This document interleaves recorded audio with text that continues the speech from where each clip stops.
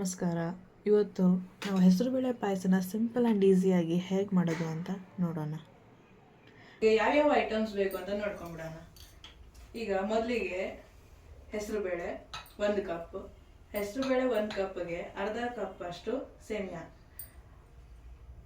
ಆಮೇಲೆ ಸ್ವೀಟಿಗೆ ಎಷ್ಟು ಬೇಕೋ ಅಷ್ಟು ಬೆಲ್ಲವನ್ನು ಸೇರಿಸಿ.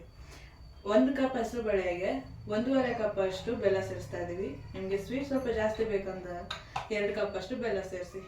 ಸೊ ರುಬ್ಕೊಳೋದಕ್ಕೆ ನಾವು ಕಾಯಿ ಸಣ್ಣದಾಗಿ ಕಟ್ ಮಾಡಿಕೊಂಡು ಅದಕ್ಕೆ ಏಲಕ್ಕಿ, ಆಮೇಲೆ ಸ್ವಲ್ಪ ಇಷ್ಟು ಇಂಗ್ರೀಡಿಯೆಂಟ್ಸ್ ನಮಗೆ ಇವಾಗ ಬೇಕು. ಸೊ ನೆಕ್ಸ್ಟು ಒಂದು ಹುರಿಯೋದಕ್ಕೆ ಒಂದು ಬಾಣಲಿ ತಗೊಂಡು ಸ್ಟೌವ್ನ ಹಣಿಸಿ. ಸೊ ಅದಕ್ಕೆ ನಾವು ಮೊದಲಿಗೆ ಸೇಮಿಯಾವನ್ನು ಹಾಕೋಣ. ಸೇಮಿಯಾನ ಹುರ್ಕೊಳ್ಬೇಕು.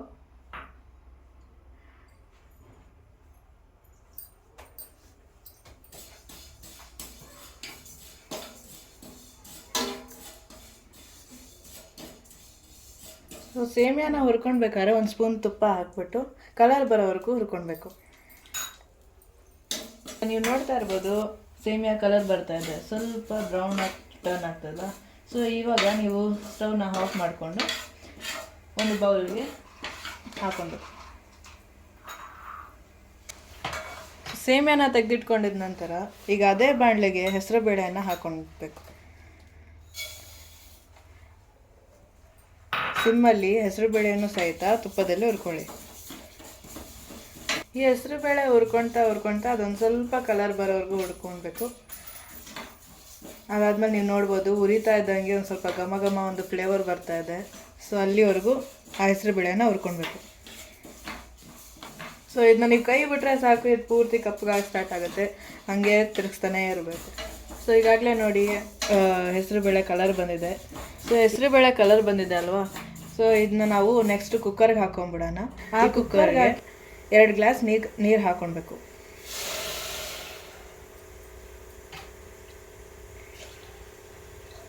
ನೀರು ಹಾಕೊಂಡ್ಬಿಟ್ಟು 2 ವಿಸಿಲ್ ಕೂಗಿಸ್ಕೊಳ್ಳೋಣ.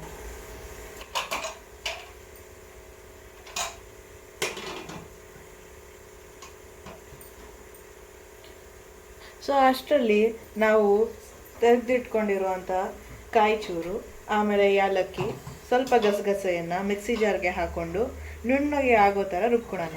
ಸೊ ಅದು ನುಣ್ಣಗಾಗೋವರೆಗೂ ಒಂಚೂರು ನೀರನ್ನು ಹಾಕಿ ಚೆನ್ನಾಗಿ ನುಣ್ಣಗೆ ರುಬ್ಕೊಳ್ಳಿ.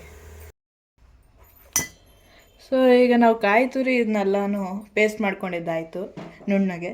ಸೊ ಈಗ ಅಷ್ಟರಲ್ಲಿ ನಾವು ಕುಕ್ಕರ್ಗೆ ಹೆಸರುಬೇಳೆ ಹಾಕ್ಕೊಂಡು ವಿಸಿಲ್ 2 3 ವಿಸಿಲ್ ಕೂಗಿಸ್ಕೊಂಡಿದ್ವಿ. ಸೊ ಆ ಹೆಸರುಬೇಳೆನ ನಾವು ಚೆನ್ನಾಗಿ ನುಣ್ಣಗೆ ಸ್ಮ್ಯಾಶ್ ಮಾಡ್ಕೊಳ್ಳೋಣ.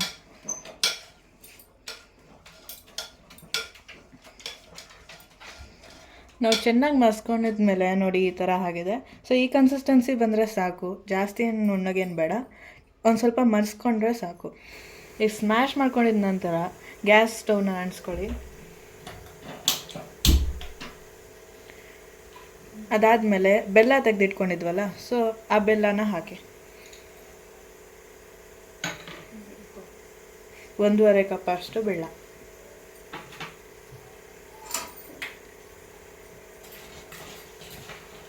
ಮಿಕ್ಸ್ ಮಾಡ್ಕೊಳ್ಳಿ ನೀಟಾಗಿ.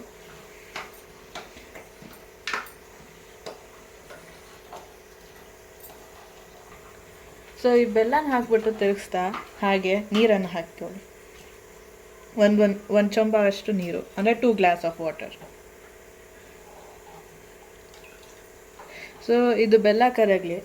ಅಷ್ಟರಲ್ಲಿ ನಾವು ಡ್ರೈ ಫ್ರೂಟ್ಸ್ ತೆಗೆದಿಟ್ಕೊಂಡಿದ್ವಲ್ಲ, ಸೊ ಅದನ್ನ ಇವಾಗ ತುಪ್ಪದಲ್ಲಿ ಹುರ್ಕೊಳ್ಳೋಣ. ಈಗ ಬೆಲ್ಲ ಕರಗ್ತಾ ಇರೋ ಅಷ್ಟರಲ್ಲಿ ನಾವು ಒಂದು ಬಾಣಲೆಗೆ 2 ಸ್ಪೂನ್ಸ್ ಆಫ್ ತುಪ್ಪ ಹಾಕ್ಕೊಂಡು ಅದಕ್ಕೆ ಡ್ರೈ ಫ್ರೂಟ್ಸ್ನ ಹಾಕ್ಕೊಳ್ಳಿ. ಡ್ರೈ ಫ್ರೂಟ್ಸ್ನ ತುಪ್ಪದಲ್ಲಿ ಹುರಿರಿ, ಸ್ವಲ್ಪ ಒಂದು ಬ್ರೌನಿಶ್ ಕಲರ್ ಬರೋರು.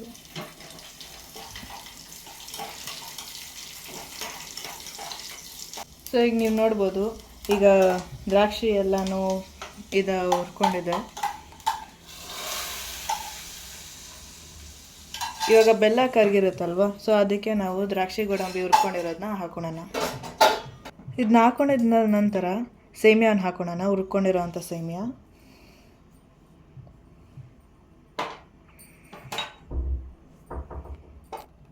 ಅದಾದಮೇಲೆ ಒಂದು ಸತಿ ತಿರ್ಸ್ಕೊಂಡ್ಬಿಡಿ. ನೋಡಿ ತುಂಬ ಚೆನ್ನಾಗಿ ಕುದೀತೆ ಅಂದೆ ಅಲ್ವಾ ಇವಾಗ. ಸೊ ಈ ಥರ ಆದಾಗ ನಮ್ಮ ಬೆಲ್ಲ ಕರಗಿದೆ ಅಂತ, ಹಾಗೆ ನಾವು ಹಾಕ್ಕೊಂಡಿದ್ವಲ್ಲ ಸೇಮಿಯಾ ಅದು ಕೂಡ ಬೆಂದಿದೆ ಅಂತ.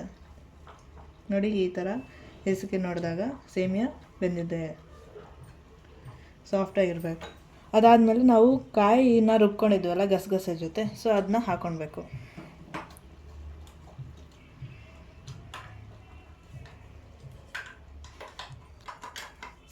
ಸೊ ಈ ಕಾಯಿ ಏಲಕ್ಕಿ ಗಸಗಸೆ ಮಿಶ್ರಣನ ನಾವು ರುಬ್ಕೊಂಡಿದ್ದನ್ನ ಹಾಕ್ಕೊಂಡಿದ್ದ ನಂತರ ಈ ಥರ ತಿರ್ಸ್ಕೊಳ್ಬೇಕು. ತಿರ್ಸ್ಕೊಂಡ್ಮೇಲೆ ಒಂದು ಸ್ವಲ್ಪ 1-2-3 ಕುದ್ದಿದ ತಕ್ಷಣ ಆಫ್ ಮಾಡ್ಕೊಳ್ಳಿ. ಈಗ ಸ್ಟವ್ ಆಫ್ ಮಾಡಿದ್ಮೇಲೆ ನಾವು ಅದನ್ನು ಬೌಲ್ಗೆ ಹಾಕೋಣ.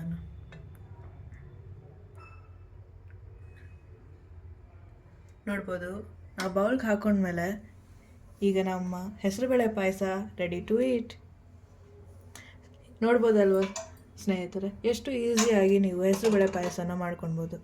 ಸೊ ಇದನ್ನ ನೀವು ಬ್ಯಾಚುಲರ್ಸು ಮಾಡ್ಕೊಳ್ಬೋದು, ಈಗ ನೀವು ಅಡುಗೆ ಕಲಿಯೋರು ಕೂಡ ಮಾಡ್ಕೊಳ್ಬೋದು. ವೆರಿ ಈಸಿ ಅಲ್ವಾ ಮಾಡೋದಕ್ಕೆ. ಸೊ ಹಾಗಾಗಿ ನೀವು ಮಾಡಿ, ನೀವು ಟ್ರೈ ಮಾಡಿ, ಕಮೆಂಟ್ ಮಾಡಿ. Please like, subscribe and share with your friends. Thank you.